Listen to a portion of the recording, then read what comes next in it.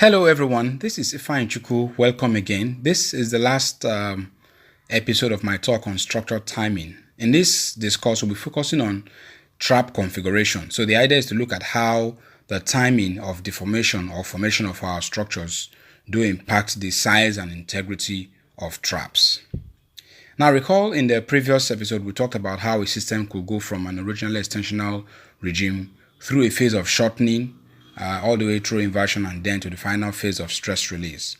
So in this case, we have the first phase where we had extension, the trap was formed.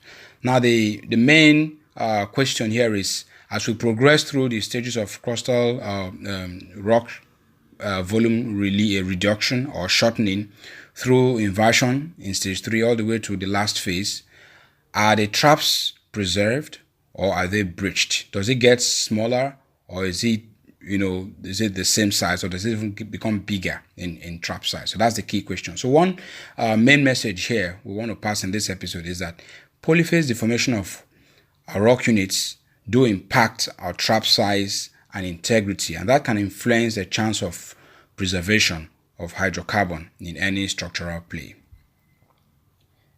I will be looking at 3 different scenarios based on the assumptions of timing of migration of hydrocarbon into the trap, sealing versus non-sealing nature of the fault plane, and then the nature of the shales in terms of seal quality around the reservoir. So take scenario A, for example. It's a case where you have a trap-filled hydrocarbon before reverse movements, and then with non-sealing fault plane. So in this case, you note that as you go from the stage 1 to stage 2, in stage 2, we had hydrocarbon migrate into the trap, especially on the hanging wall. You know that on the footwall, we don't have hydrocarbon preserved because, like we mentioned, the fault is non-sealing. And then as you go from phase 2 to phase 3, where you now have the uplift, or rather the reverse movement that compresses the strata on the hanging wall, you see that what we originally had preserved on the hanging wall is escaped because either because of heating of the whole system, the fracturing of the rocks, or breach of the seal quality, and then coupled with the leaking nature of the fault. So in this very case, at this very time after the uplift, all that we had originally preserved on the hanging wall has escaped because of deformation. So the result is that you have oil and gas, or oil only, on the hanging wall during phase 2 before the uplift, but no hydrocarbon in both hanging and footwall in the phase 3. So consider scenario B. In this case, the trap filled hydrocarbon later, so there's late migration of hydrocarbon into the trap. That's after the reverse movement. And then secondly, we also assume here that the faults are non-sealing, but the shales are good seal. So what you notice that in figure 2, you have the hydrocarbon, oil and gas, preserved on the hanging wall, none on the footwall because the fault is non-sealing. And then as you go to phase 3 of it, or figure 3 of it, you now have the sand juxtaposed against itself from both the hanging and the footwall. So at that point where they are both in juxtaposed against each other, like we mentioned, the fault is non-sealing. So whatever hydrocarbon molecule you had, additional hydrocarbon molecule you had, make its way through into the hanging wall, will leak out from that point, which has been called the leak points. So the result is that you have oil or gas in the hanging wall during the phase 2 or figure 2, none in the footwall, the fault is not sealing. And then in the phase 3, you still have oil and gas, but depending on the elevation of the leak points, that will determine how much of oil and gas you have preserved on the hanging wall. So if you have the hanging wall, if this uplift thing continues and the juxtaposition point goes all the way to the top of the footwall strata, so at which point you now have a large offset between the top of the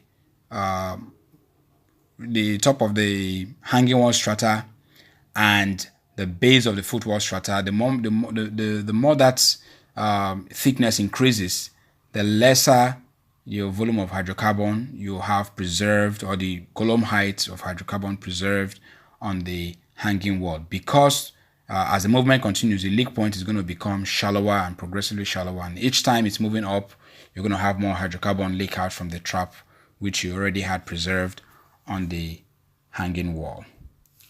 So for scenario C, the key assumption here is that you also had late migration of hydrocarbon into the trap. That means the trap was filled with hydrocarbon after the reverse movement.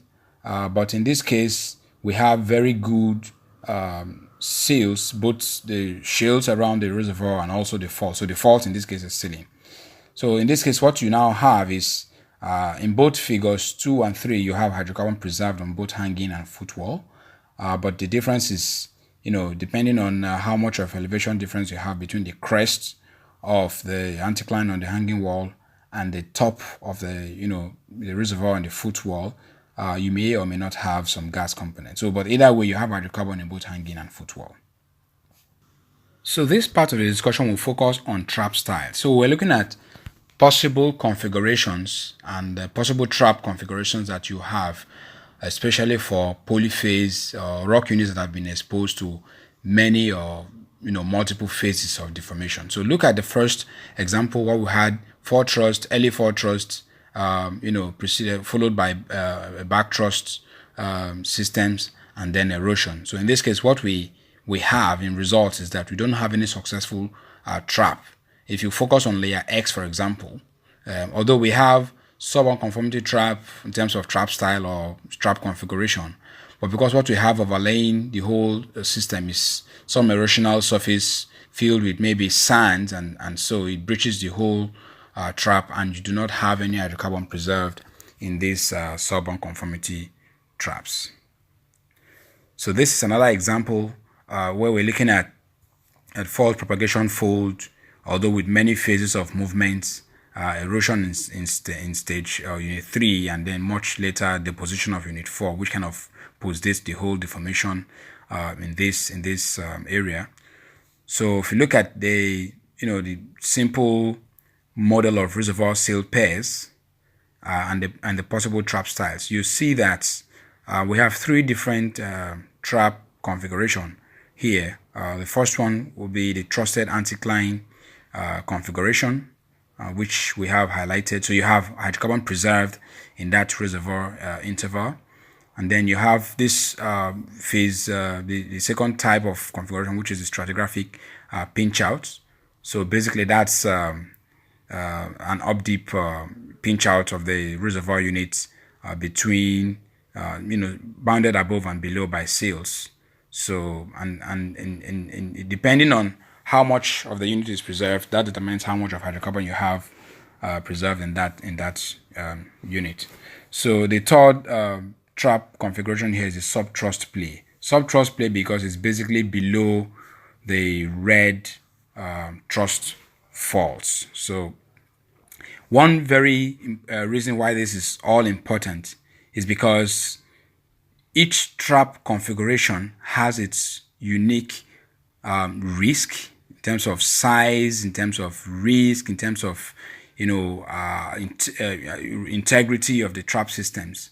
And as explorationists, as production geologists, as geoscientists, we want to really take this into consideration in deciding which trap style or which play type to go for. If, for example, I get a new field, I get a new acreage, and I want to go there, and for the most case, what the trap styles I have are sub-unconformity traps, like example 3, which is shown here.